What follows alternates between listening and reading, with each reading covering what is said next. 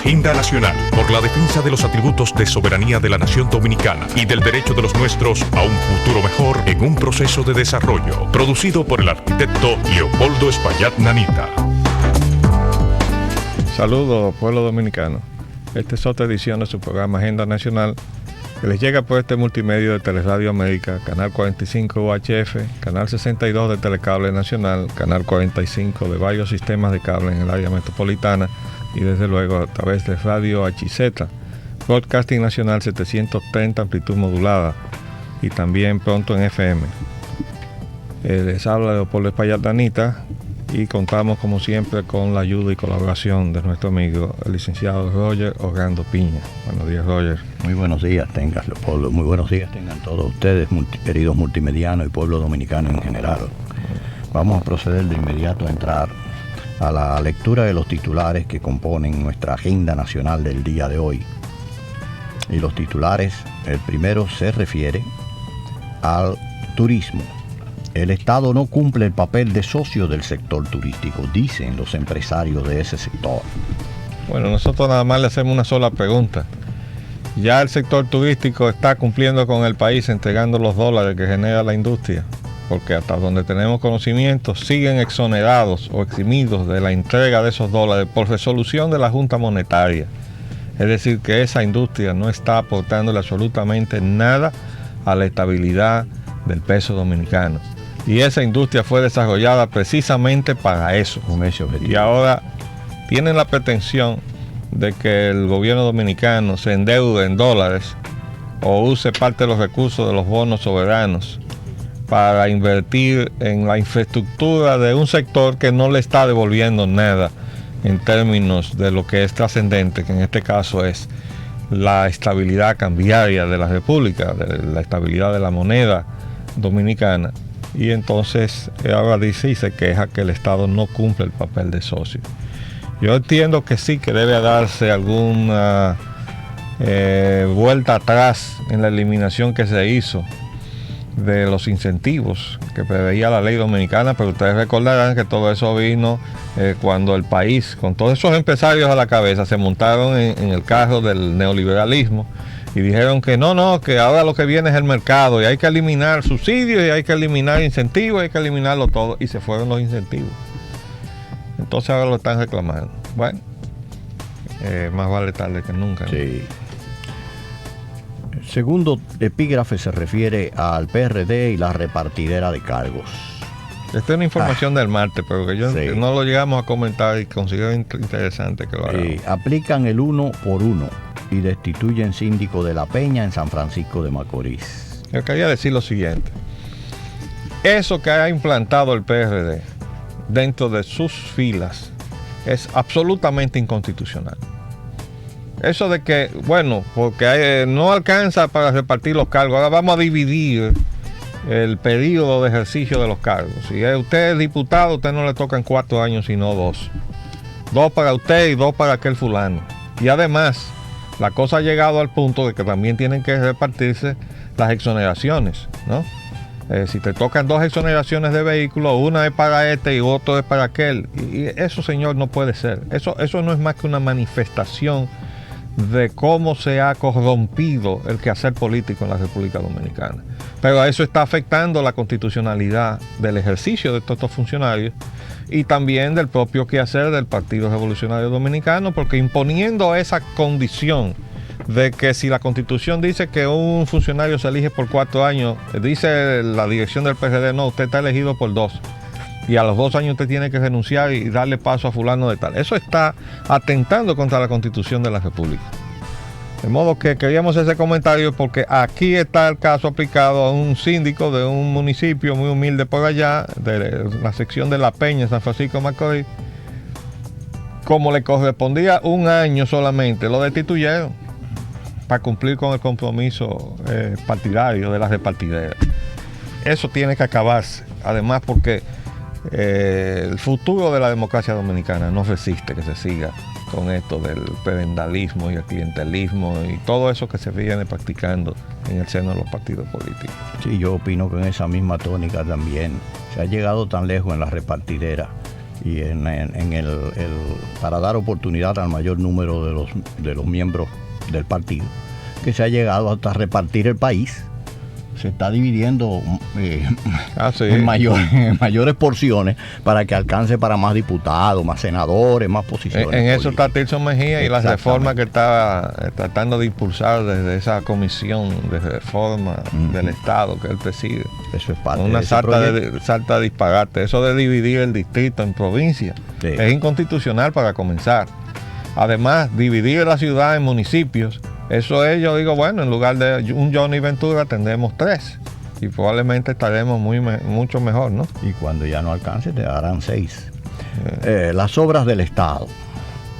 El proyecto Osama, según secretario técnico. Esas son las opiniones que él expresó con respecto a ese proyecto. Ese periódico trae una información muy interesante, porque ustedes recordarán que le hemos estado explicando que no hay tal saneamiento del río Sama. Eso no es lo que está ahí. Esto está enfocado desde el punto de vista que lo que está contaminando al río Sama y al río Isabela son la gente. Bueno, obviamente, si todas esas pendientes, esas riberas en pendientes que están llenas de casuchas, y yo sostengo desde el año 75, lo dije en aquel trabajo que presenté en el seminario de la UNPU y del CODIA, Santo Domingo 2000, el arrabal es la expresión legítima de la miseria. Entonces usted no puede pretender eliminar el arrabal cuando usted no ha eliminado la miseria, ¿verdad? Entonces ahora están jugando con eso. Quieren que vamos a descontaminar el río, pero descontaminar el río es llevarse de ahí a todos los infelices que están aposentados allí, incluyendo en una zona que es inundable, que se llama la Ciénega.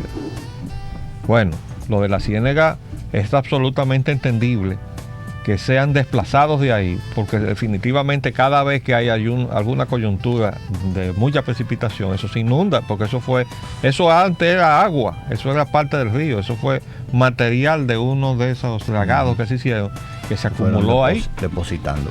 Entonces, todo el que vive ahí está bajo el permanente riesgo de estar inundado, cualquier día con un poco de agua en exceso que caiga. Entonces se explica, se justifica que se haga un proyecto, pero con sentido social, de sacar a esa gente ahí, rescatar a esa gente de ahí. Pero eso no es lo que está tratando de hacer el gobierno. Quiere limpiar toda la ribera, toda la parte dependiente que hay hasta el río, porque lo quieren convertir en zona turística. Oigan lo que dice el señor secretario técnico de la presidencia, el señor Calderón. Proyecto Sama. En las áreas que bordean el río Sama se construirán proyectos turísticos. ¿Te están oyendo? Reveló ayer el secretario técnico de la presidencia, Rafael Calderón. Estimó que la construcción se hará dentro de las normas y los parámetros que el gobierno de Hipólito Mejía crea convenientes. En ese sentido, la Unión Europea y la Autoridad Portuaria Livorno tienen algo en común. Ambas tendrán su cuota en el remozamiento del río Sama. Esto es una mentira. Siguen insistiendo en el río Sama cuando lo que andan haciendo es un negocio de bienes raíces con los terrenos adyacentes al río Sama. Oigan bien lo que viene aquí. Europa firmó convenio de trabajo con la antigua oficina de Lomé Cuarto para mejorar las condiciones sanitarias y ambientales de algunos de los barrios de la capital, incluyendo los que bordean dicho afluente, y no tiene que ver con lo que será el proceso de saneamiento. Porque se juntaron dos acciones totalmente descoordinadas. Después quisieron arreglar la cosa. Pero nada, uno andaba por un lado y el otro andaba por el otro, a pesar de que el secretariado técnico de la presidencia pasó ambas cosas, tramitó ambos expedientes, porque eso es parte de sus funciones. Pero inexplicablemente a la hora de firmar el contrato privado, pasaron por alto que se había firmado con la Unión Europea un proyecto que está más encuadrado en el propósito de mejorar las condiciones de vida de las personas. Pero oigan bien el negocio que está ahí detrás. Livorno aportará 188 millones de dólares y el gobierno dominicano pagará con terrenos a precios de mercado. Quiere decir que ahí lo que hay es una venta. Ustedes saben cuánta tierra va a tener que entregar el Estado para compensar 188 millones de dólares. Y lo van a entregar lleno de gente. No. Entonces, limpio. Tienen que entregarlo limpio. Pero no solamente el espacio a donde se limite la transacción de los 188 millones, sino lo que les rodea. Sí, el área circundante. ¿Verdad? Entonces estamos hablando de desalojar toda esa gente de ahí. Eso es un disparate desde el punto de vista social, un despropósito. Eso no tiene absolutamente ningún asidero en el propósito de mejorar la condición de vida de la gente. Eso es sencillamente desplazarlo. ¿Y cómo se puede asegurar que las personas que sean sacadas de allí tienen el poder adquisitivo para comprar la vivienda que se le quiere hacer a no sé qué distancia de la ciudad? Y de que además tendrán con qué moverse y desplazarse en términos de transporte, de donde se les va a llevar a los centros de trabajo donde ellos estén en este momento ganándose el sustento. Pero repito esto, Livorno aportará 188 millones de dólares y el gobierno dominicano pagará con terrenos a precios de mercado en el momento de liberalización de dichos terrenos.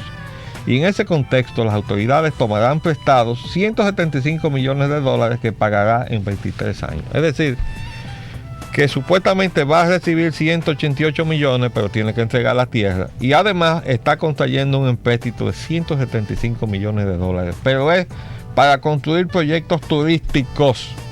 Y ya lo hemos dicho, ahí van a ir marinas para yates y todo eso. Ahora yo me hago una pregunta. Es decir, embarcadero de yates y eso. El que está pensando en ese proyecto está dándose cuenta que ese río se convierte en un brazo de lodo cada vez que llueve. Porque ese es el problema. Mientras estén desmontando aguas arriba y ese desmonte que se hace, y además ahí hay zonas que se cultivan de caña y entonces se hace roturación de suelos. Cuando usted mete tractores, lo que hace el tractor es que suelta la capa vegetal. No hace más que llover y el agua arrastra la capa vegetal que está suelta y se la lleva al río, y del río baja al mar. Entonces, mientras nada de eso se cambie, eso seguirá siendo un brazo de mar, y el río además contaminado por los efluentes industriales ha generado una lila que todas las informaciones que han por lo menos publicado los periódicos dicen que da muchísimo trabajo y cuesta muchísimo dinero eliminarlo. Pero el gobierno, el secretario técnico Calderón, dicen que ese es un proyecto prioritario. Vamos a seguir entonces. Muy bien. Dentro de este mismo marco de acción, en la misma área, en el mismo ámbito que estamos refiriéndonos, la Marina de Guerra habrá de retirar los barcos hundidos en el río Sama y en el Isabela. Eso pudo haberlo hecho con Livorno y sin Livorno, claro, desde hace muchos años. Pero además debemos decir lo siguiente. Yo vi en Taiwán, en Kaohsiung, que es la segunda ciudad de Taiwán, y pues esta fue una visita de la primera misión del gobierno de Antonio Guzmán, de la cual era parte Hipólito, que era el secretario de Agricultura, y yo presidía la misión porque era el secretario técnico de la presidencia. Y visitamos Kaohsiung. Ahí hay una fundición. Aparte de que hay una fundición de acero, entonces al lado tiene un astillero. Y entonces yo veía en el puerto unas remolcadas, unas chatarras marítimas, esas, ¿no? Esas chatarras de barco. Sí. Las traían remolcadas desde lejísimo y ahí la deshuesaban. Sí. La metían dentro del astillero, de la fundición, y sacaban acero nuevo. Y ese acero nuevo lo pasaban al astillero y de ahí sacaban un barco nuevo. Es decir, un reciclaje de chatarra. Pero nosotros debemos llegar ahí. Claro. ¿Verdad? Si tenemos la fundición. Porque esos barcos no son deshuesados y llevados a Metaldón. ¿No? En vez de comprar materia prima importada para procesar y además todos esos carros que hay que dar de baja, esos carros que los desentierran después y no se destruyen. Vuelven y salen porque los mecánicos de aquí son una cosa terrible. Ponen a circular cualquier cosa. Son magos. Bien, continuamos entonces con la situación con Haití. Llegan más militares haitianos. Canciller de la República Dominicana dice que estudian los casos de los militares que están llegando. Canciller promete resguardar las relaciones con Haití porque estos casos las están erosionando. Cancillería evalúa estatus de exmilitares haitianos. El comentario nuestro es que por qué el canciller tiene tanta preocupación con resguardar las relaciones con Haití. Nadie quiere tener problemas con Haití. Con ningún vecino. Nadie. Pero la prioridad de nuestro país no es resguardar las relaciones con Haití, sino resguardar la soberanía nacional. De eso se trata. Y por eso siempre hemos estado pegados a la pared, porque en términos diplomáticos, Haití es agresivo. Y tiene un equipo diplomático adiestrado para hacer eso y aprovechar cualquier coyuntura, cualquier circunstancia para agredir a la República Dominicana en cualquier foro internacional. Y nosotros siempre a la defensiva o con el zipper puesto en la boca hasta ahora. La primera vez que se oyó en un ámbito internacional una voz dominicana hablar del problema haitiano fue cuando el presidente Mejía fue a Naciones Unidas. Nunca, ni siquiera un embajador había hablado de ese tema. Ni siquiera el embajador dominicano en Naciones Unidas. Y ahí fue un presidente, desde luego. Él cuando llegó aquí dijo que le dieran visa sin contador.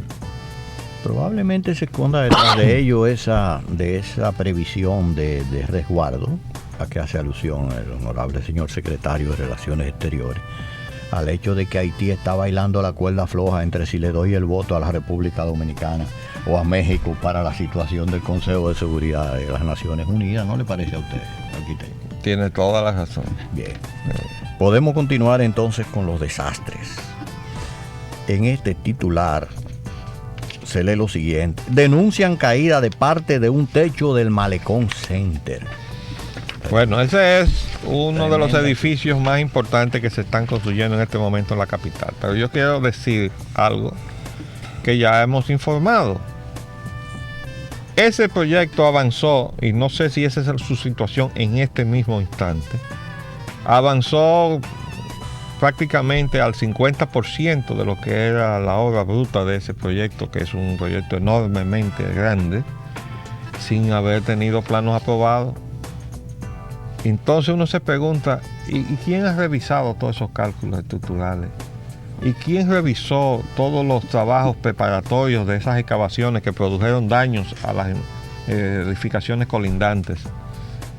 Y a donde resultó ser que el abogado de la firma que está construyendo el Malecón Center era nada menos que el consultor jurídico de Obras Públicas. ¿Ustedes están oyendo bien? El consultor jurídico de Obras Públicas, que una comisión de Obras Públicas había dictaminado que no había problemas técnicos ahí en la obra. Y resulta que el consultor jurídico de Obras Públicas, el que está ahora mismo, es el abogado de la firma que está construyendo eso, porque hay otros nexos ahí atrás. Entonces, así es como se está funcionando aquí en la República Dominicana. Así es como se está funcionando. Ahora se cayó una losa. Y eso está colado ahí como quien no quiere la cosa, detrás de muchas otras informaciones en un apartito muy pequeñito, y eso debía estar en primera plana. Pues no, ahí entonces no dejaban entrar a los periodistas para cubrir la información, de acuerdo a lo que dice el propio medio que lo publicó. Entonces así andamos, estamos viendo edificios por todas partes, quiera Dios, Y desplomes también estamos viendo por algunas partes. No, si se están cayendo ahora. En Santiago el otro día, no, pero el otro día ahí en la Pedro Enrique Ureña, casi aquí en Alma Mater. Ajá, también. Ahí hubo un problema y hubo un muerto. Nada menos que el maestro que estaba dirigiendo la operación. Bueno. Entonces, señores, esto no puede ser. Aquí no hay orden de nada. Lenidad en todo. Hay una denuncia de que hay placas falsas circulando. Bueno, ¿y cómo no va a haber placas falsas? Y no ven ustedes esos vehículos circulando en la calle que no están en condiciones absolutamente de nada y están supuestos a tener una revista. ¿Usted sabe lo que es una revista? Es una inspección técnica que se le hacen a los vehículos para ver si están en condiciones de circular y sobre todo si se trata de servicio público. Pero no, ustedes verdaderas carrancas caminando por las calles, pero tienen todo, tienen placas, tienen revistas. ¿Y cómo es eso? Bueno, ahora nos adentramos en el clima social. El caso del teniente La Chapelle. Estas son noticias de ayer que no pudimos comentar. Y si hubiese sido una bomba la que está colocada en ese carro. Fíjese, ahí hay una situación sumamente extraña.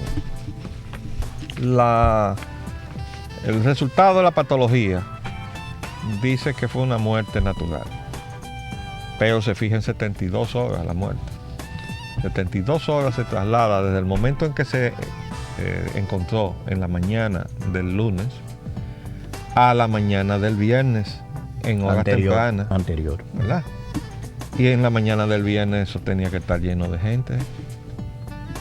¿O no? Porque el parqueo le sirve al consulado de los Estados Unidos que está enfrente. Ese es el parqueo donde se estaciona todo el que va a alguna diligencia en el consulado de los Estados Unidos. Y el viernes estaba operando el consulado. Así que el cadáver no entró el viernes, porque lo hubieran encontrado de una vez.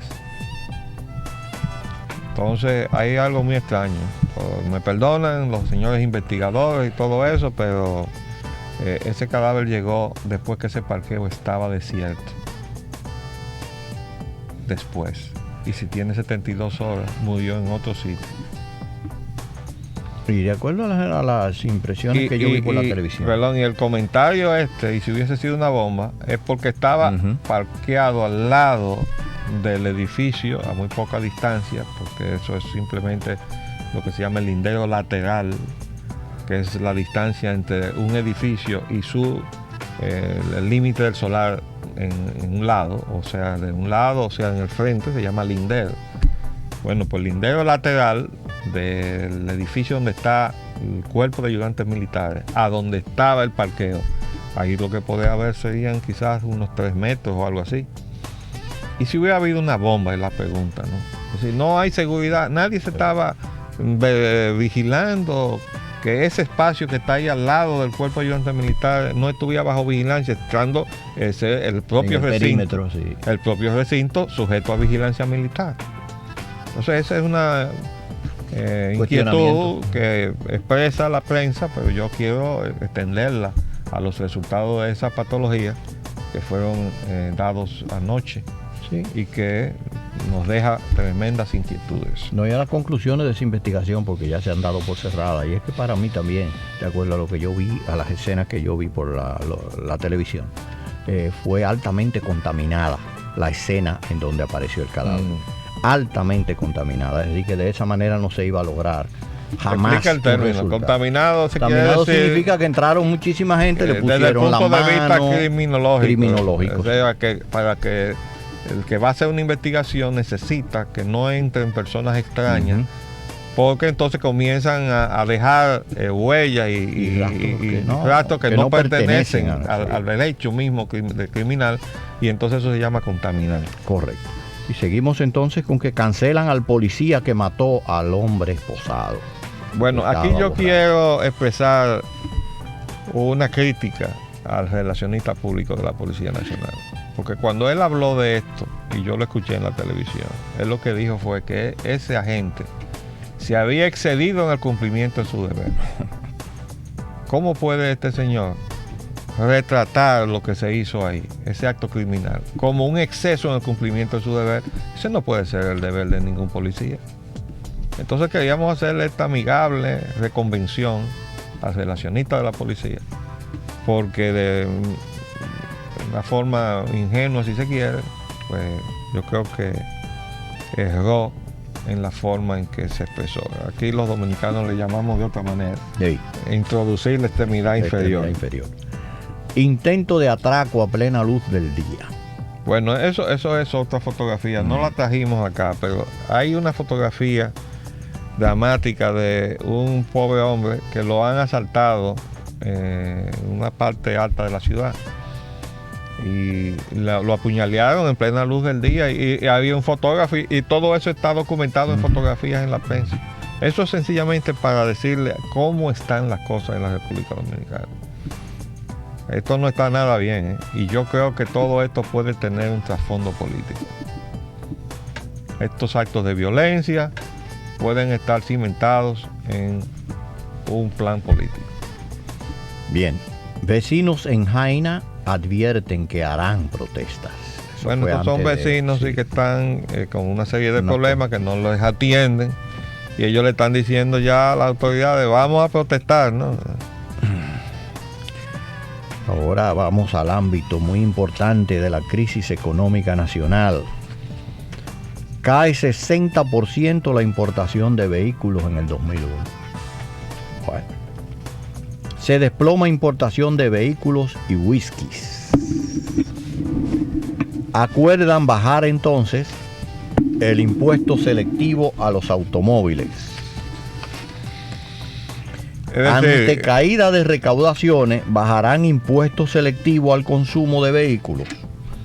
Y recaudaciones por bebidas importadas descienden en 141 millones. O sea, que hay una relación de causa-efecto, pero hay una relación de causa-efecto repetida. Primero, porque aquí dice, bueno, vamos a bajar el impuesto selectivo al consumo, pero fue porque se cayeron las recaudaciones por tener ese impuesto selectivo al consumo. Pero antes de eso, estaba la advertencia, porque nosotros le dijimos, no pongan el impuesto selectivo al consumo, que se van a caer las recaudaciones, pero no nos escucharon. Nada más hay que ver el informe que nosotros publicamos en diciembre sobre el paquetazo. Y dijimos, todo eso va a tener repercusiones en la demanda. Van a encarecerse todos esos productos y la capacidad adquisitiva del pueblo dominicano no lo va a poder asimilar. Se van a caer las ventas y por ende se caerán las recaudaciones. Ese fue el mismo razonamiento que hizo en su momento la Cervecería Nacional Dominicana, cuando le dijo al gobierno, usted me está encareciendo con ese impuesto selectivo al consumo, el consumo proyectado de la cerveza, pero como nosotros pagamos el impuesto incluso por adelantado, cuando se nos caigan las ventas, se van a caer las recaudaciones del gobierno. Tampoco le hicieron caso. Y ahora tenemos las consecuencias también. Yo no sé qué van a hacer con ese lado, ¿no? Están negociando ahora para... ¿cómo se llama? Disminuirlos en algunos renglones, en algunos tipos de vehículos, en lo que se refiere a la importación de vehículos. A los whiskies no sé qué medida van a tomar. No, lo van a bajar, probablemente. Claro. Bien, entonces vamos a...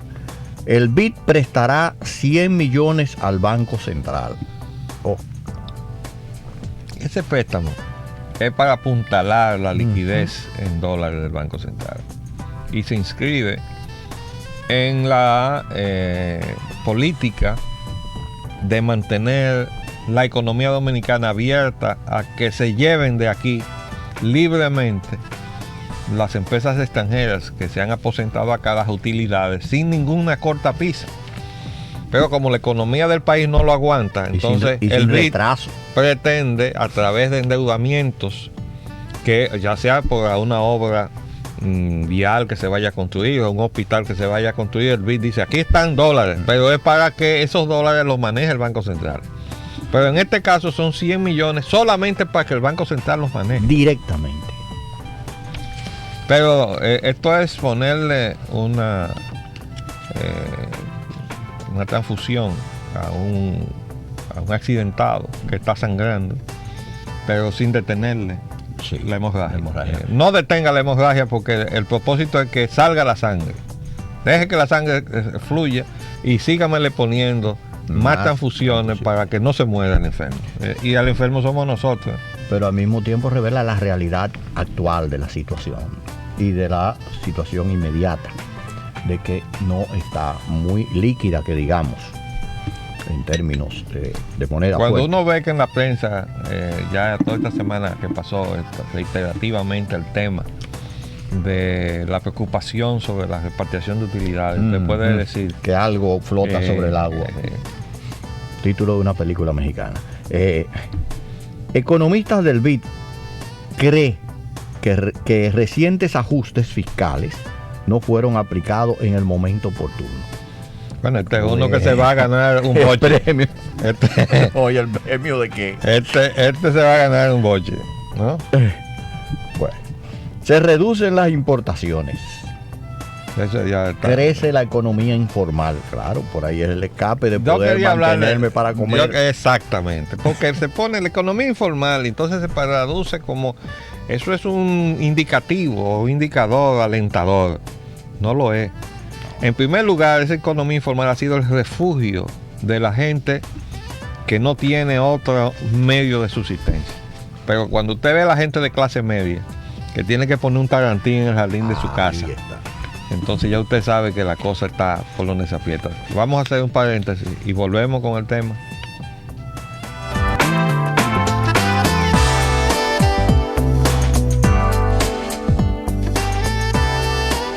Continuamos con nuestra agenda de hoy. Bueno, estábamos con el tema de la economía y decíamos que cuando aparece en la información como algo positivo el hecho de que se está promoviendo o se evidencia El crecimiento no de la economía informal. La economía informal, en realidad, cuando esto se traduce a la clase media y uno lo ve, porque cuando uno camina ciertos barrios de la capital y uno ve esos barrios invadidos de edificaciones o anexos en el jardín para dar algún tipo de servicio de venta de alguna mercancía o algo, o probablemente algún tipo de comida, eso es lo que está diciendo, es que esa familia, para poder subsistir, ha tenido que caer en la economía informal. Y eso es simplemente la expresión de que el sector que más ha sufrido todo esto que se ha dado en América Latina, a pesar de que parezca contradictorio y uno podría pensar que son los sectores más desprovistos de la sociedad, los de los estratos más bajos, y no es así. Fíjense que cada vez que los gobiernos toman una medida, lo que hacen es tomar el salario de abajo y subirlo. Entonces se toma una medida en favor de los que estaban en el último escalón salarial. Eso en lo que concierne a los empleados públicos. Pero entonces los de en medio comienzan a peñucarse, ¿no? O sea, porque los de abajo comienzan a subir, pero los de en medio no van proporcionalmente con los incrementos que se le dan a los de abajo. Y el resultado viene a ser, como se ha presentado muchas veces, que de repente alguien que lo que tiene es una función totalmente subalterna en términos administrativos, como limpieza, etcétera, gana igual que un técnico en un departamento del Estado, porque el otro iba subiendo con el salario mínimo, el otro estaba estancado o con un incremento muy reducido de lo que es su salario. Entonces, por eso la clase media y además los que están retirados, las personas que están viviendo de sus pensiones o que están viviendo de una renta fija, han pagado esa crisis de una manera que poca gente se ha dado cuenta, a menos que lo esté viviendo. Entonces eso son cosas que ninguno de estos economistas ha estado estudiando, ¿no? Esa parte no se estudia, pero los que están realmente apegados a la realidad de lo que se está viviendo, sabe que la clase media ha pagado un altísimo precio. Y en la medida en que esa clase media desaparece, desaparecen también las esperanzas de los dominicanos, que lo vamos a tratar ahora cuando pasemos a los resultados de la encuesta. El crecimiento económico fue casi cero en el semestre. El gobierno toma prestado 300 millones de pesos dominicanos del Banco de Reserva para pagar la deuda externa. Es decir, eso quiere decir que ya no alcanzan las recaudaciones de los combustibles. Oh, pero eso es increíble, porque antes, con las recaudaciones de los combustibles, daba para pagar la parte que correspondía de la deuda, los compromisos vencidos, y daba para otras cosas. En adición a. Pero ahora resulta que no, que ni que alcanza, eso, hay que coger prestado para poder pagar. Eso no está claro, ¿eh? Bueno, el manejo de las finanzas y la economía parece como que no se está dando de la manera que uno aprecia que debe ser. Pero ahí vamos. Entonces, Zonas Francas y Turismo registra desaceleración en el primer semestre. Era de esperarse. Mejía atribuye al GAT la reducción en recaudaciones. ¿Y ahora? Bueno, yo le diría que la disminución de las recaudaciones, señor presidente, su paquetazo económico. Sencillamente. La crisis económica internacional. Piqueteros argentinos, es decir, los que protestan en la Argentina, quieren sacar a los neoliberales del poder. Miles de manifestantes rechazan los ajustes salariales en el programa de ajuste del gobierno. Ya llegó la cosa donde iba, en la Argentina. Que fue por donde mismo comenzó. Miren eso. Por favor, háganme un close-up a esa fotografía. Acá. Miren eso. Y ellos están muy claros, están identificando a su enemigo, los neoliberales. O sea, que no es un cuento. Ya ellos no están de que eso fue el impuesto y otro. No. La política. Sí. Y por eso andaba Tony Blair por allá y el señor, el secretario del Tesoro de Estados Unidos. Bien, critican apoyo del FMI a Brasil y no a Argentina. Productividad, eso estuvo muy bueno. Sí, lo que pasa es que parece que, es más, el comentario que está en el periódico de ayer dice que eso parece mandar una señal peligrosa de que se ha decidido dejar a la Argentina a su suerte. Exacto. Eso es lo que yo Oigan por dónde anda la cosa. Porque la cantidad que el FMI le ha asignado al Brasil es como 10 veces mayor que la que tiene consignada para la Argentina, que es la que ha hecho crisis. Exactamente. Entonces ahora, después que todo se derrumbó, ¿no es que dice la canción? Ajá, así es que dice. Entonces ahora hay preocupación, porque no vienen a traerme fondos con la cantidad y la velocidad que quisiera el señor Domingo Cavallo, el Andy Laguarre argentino. El hombre que estuvo en el gobierno de Menem y ahora está en el gobierno de la Rúa, igual que Andy Laguarre en la República Dominicana. Vamos a pasar a la encuesta de popularidad. Sí. En el periódico del lunes, hoy, en la encuesta que hizo el periódico Hoy, dice que el gobierno es negativo 57%.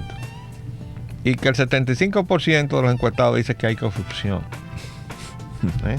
Una percepción altísima. Entonces, dice la otra encuesta del periódico El Siglo, el 53%, es una pequeña diferencia de 4 puntos.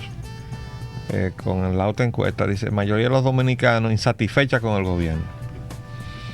En el martes sale, desaprueban la labor del gobierno y solo 3 áreas son bien valoradas: educación, transporte y producción de alimentos. La verdad es que yo no entiendo cómo la Secretaría de Educación salió bien pagada en esa encuesta.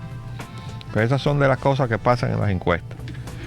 Pero después todos los demás quedaron enganchados con una opinión muy adversa de parte de los encuestados. Después tenemos el miércoles, y es la parte que yo recalcaba ayer y decía es la más delicada. La población tiene una percepción negativa de la capacidad de Mejía. Es decir, ya se duda que el presidente pueda manejarse como presidente de la República. También dice mayoría, eso fue ayer el periódico Hoy, mayoría del 75% pide cambios de funcionarios. Sí, porque junto con el 75% de que hay corrupción, esa misma mayoría parece percibir que hay que cambiar todos esos funcionarios. El 57% opina que el gabinete del presidente Mejía es malo. En el periódico Hoy de hoy dice máximas prioridades: empleo 42%, apagones 38%, pobreza 29%, altos precios 28%.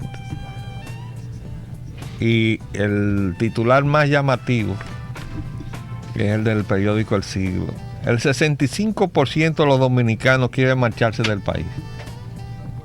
¿Ustedes están oyendo eso? Pero usted sabe quiénes son los que tienen más ganas de irse del país.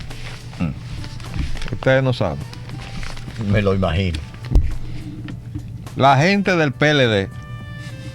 En el Partido de la Liberación Dominicana, PLD, 75 de cada 100 de sus miembros demuestran interés por hacer sus maletas e irse. Bueno, eso puede tener muchos motivos.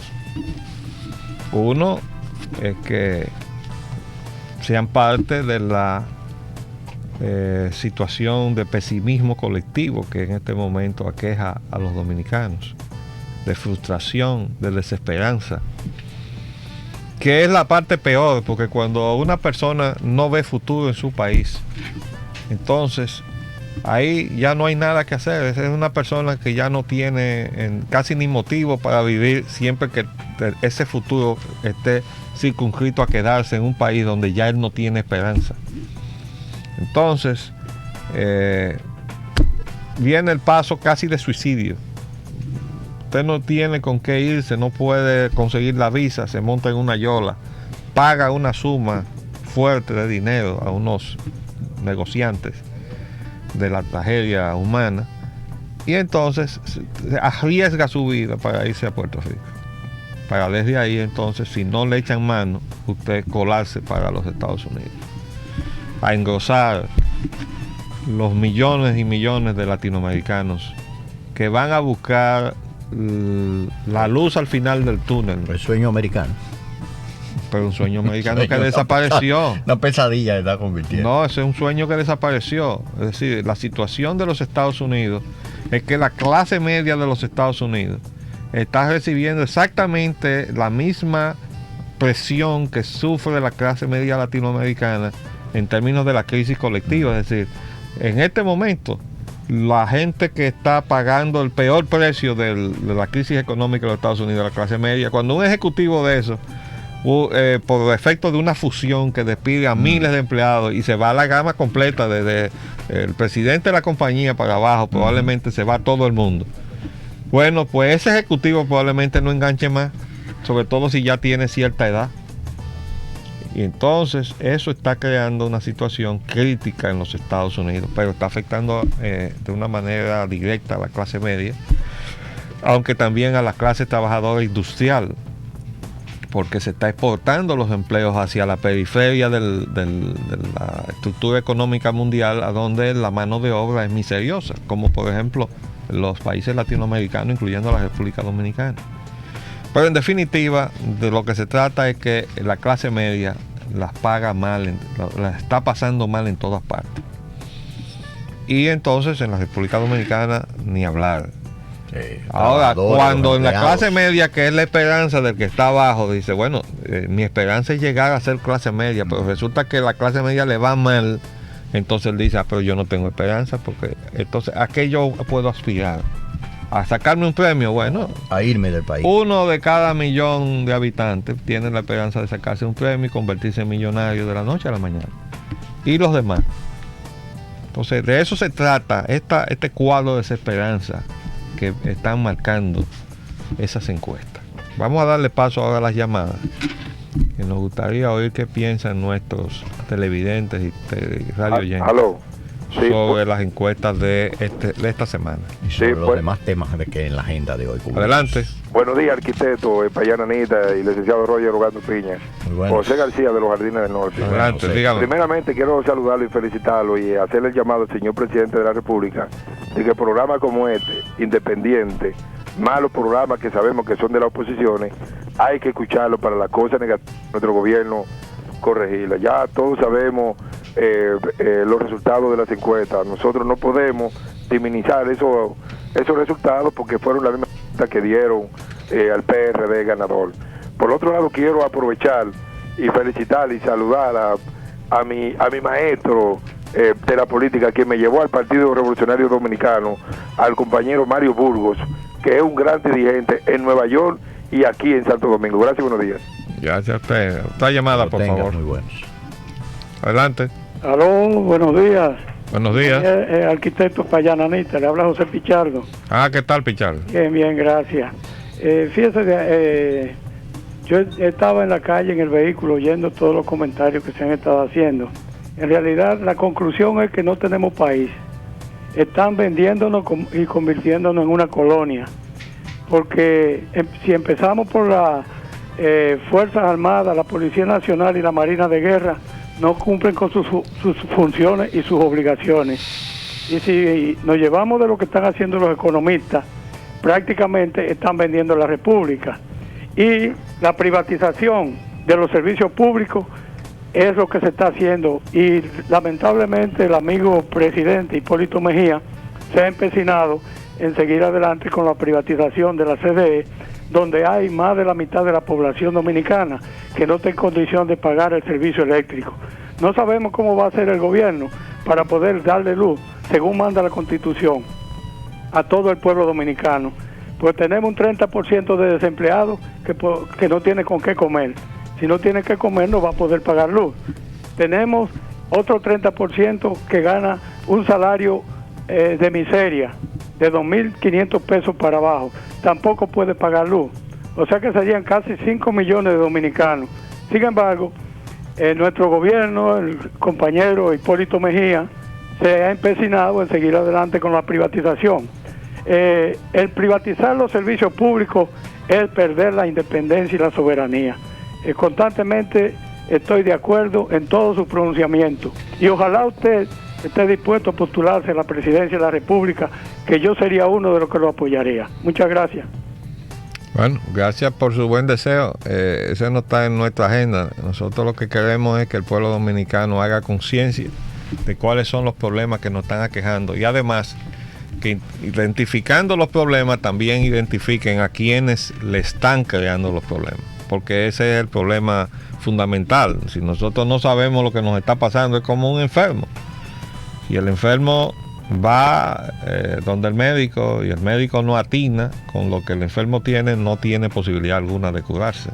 Entonces, de alguna manera nosotros aquí diagnosticamos, ayudamos a diagnosticar la situación para que el pueblo dominicano sepa lo que le está pasando y pueda acudir al remedio que lo puede salvar.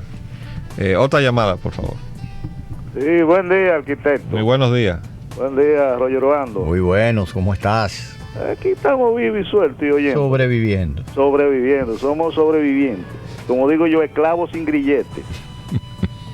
Arquitecto, yo creo que la nueva crisis, porque este es un gobierno que va de crisis en crisis, que tiene que ver con el subsidio del gas.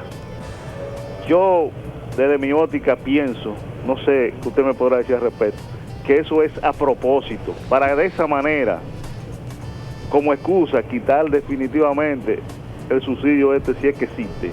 Yo no sé su parecer. Bueno, el parecer mío es que hay una anarquía total, porque el hecho de que haya una red de distribución de un combustible que es esencial para los hogares dominicanos y que los canales de distribución de ese producto puedan disponerse ellos mismos a hacer las cosas por la libre, está diciendo que no hay entonces gobierno ni autoridad, porque hay que decir una cosa: el negocio de los combustibles en este país no es un negocio libre, es un negocio absolutamente regulado. Absolutamente regulado. Todo se rige por resolución de la Secretaría de Industria y Comercio. Entonces, si eso es así, no se entiende por qué de repente los canales de distribución del gas puedan decir, no, nosotros no aceptamos el sistema. Ellos pueden incluso tener una opinión contraria al sistema de subsidio, que es el de llamado subsidio focalizado. Nosotros particularmente estamos en contra de eso. Creemos que el subsidio tiene que ser generalizado, es decir, todo el gas primero debe verificarse cuál es su verdadero precio, porque nosotros nos metemos en el internet y averiguamos los precios internacionales y cotejamos con lo que se da en los boletines de industria y comercio como el precio de paridad de importación y encontramos diferencias que no tienen explicación. Entonces, antes de ponerse el gobierno a estar haciendo de tontas y locas medidas, tiene que ponerse a averiguar cuánto es que cuesta realmente la importación del gas licuado de petróleo y los demás combustibles. Y a partir de ahí, entonces, determinar si es necesario o no un subsidio, porque le pueden estar metiendo ahí gato por liebre, es decir, abultando el monto real del costo de la importación para que el gobierno entonces se vea obligado a subsidiarlo para que le llegue entonces a un precio razonable, que todavía es muy alto a la población, que son 10 pesos el galón, cuando eran 6 pesos el galón antes. Sí, si usted me permite también, arquitecto Contreras, yo estoy también muy identificado con tu observación. Mi suspicacia y la tuya parece ser válida en virtud de los precedentes existentes en este tipo de manejo, sobre todo de la política de los combustibles. Sí, es extraño que en este momento precisamente se produzca esa situación y entonces se descarte, se cese de otorgar el subsidio al gas propano y el subsidio a todos los combustibles. No, si no estuviera fuera de sospecha, el nuevo secretario de Industria y Comercio, yo diría que estaría inscrito en el trabajo de socavar la gobernabilidad del gobierno. O sea, en este momento aparecerse con este factor nuevo encima de todo lo demás es como decirle, bueno, vamos a echar la gotica que falta. Correcto. Para que rebose el vaso. Adelante, esta llamada. Otra llamada. Muy buenos días, arquitecto y Roger Ogando. Adelante. Muy bueno. Fíjese, Tony de Villamella. Arquitecto, en el Caribe, ayer, miércoles, salió una información que a mí me ha extrañado. Oiga cómo se titula. Pagará la deuda total con los bonos. El Banco Central toma prestado, recibió en julio 65 millones de dólares de bancos comerciales. Eso es que el Banco Central tiene un plan de préstamo de 250 millones de dólares. Y ellos pretenden pagar eso supuestamente con los bonos soberanos. Entonces mi pregunta es, ¿y el Banco Central con unas reservas anunciadas, reservas netas de 500 millones y brutas de 800, por qué toma prestado dinero para pagar la deuda externa? Y por otro lado, ayer en el periódico El Siglo, el director de presupuesto, Neto Pérez Cueva, dice que tuvo el gobierno que endeudarse con la banca privada para completar con 300 millones de pesos el completivo de la deuda externa. Bueno, lo del préstamo de los 300 millones de pesos, quiero decir lo siguiente. Primero, tienen que existir los pesos necesarios y luego tienen que existir los dólares necesarios. Es decir, el gobierno tiene que recaudar suficientes pesos a través de los impuestos, y en este caso están especializados los impuestos de la gasolina y de los combustibles, para pagar al Banco Central, y con esos pesos el Banco Central busca o pone los dólares. Pero hay que tener tanto los pesos como los dólares. En este caso ha habido necesidad de buscar los pesos. Pero ya nos habíamos referido a eso y decimos que no hay ninguna transparencia en lo que se está diciendo, porque esos ingresos por vía de los combustibles, en lo que concierne a la gestión pasada, a mí me dio una diferencia de nada menos que de 7,000 millones de pesos entre lo que dijo la refinería y lo que yo computé entre el consumo reportado por Industria y Comercio de combustible y lo que debería haber sido el ingreso aplicando el impuesto. Bueno, se nos acabó el tiempo por el día de hoy. Mañana será otro día, si Dios quiere. Volveremos con otra edición de su programa Agenda Nacional. Les habló Leopoldo Espaillat Anita y Roger Ogando. Hasta mañana a la misma hora y por estas mismas emisoras. De lunes a viernes, de 11 a 12 meridiano, Agenda Nacional por Multimedio, Teleradio América, 7 medios diferentes y un solo mensaje.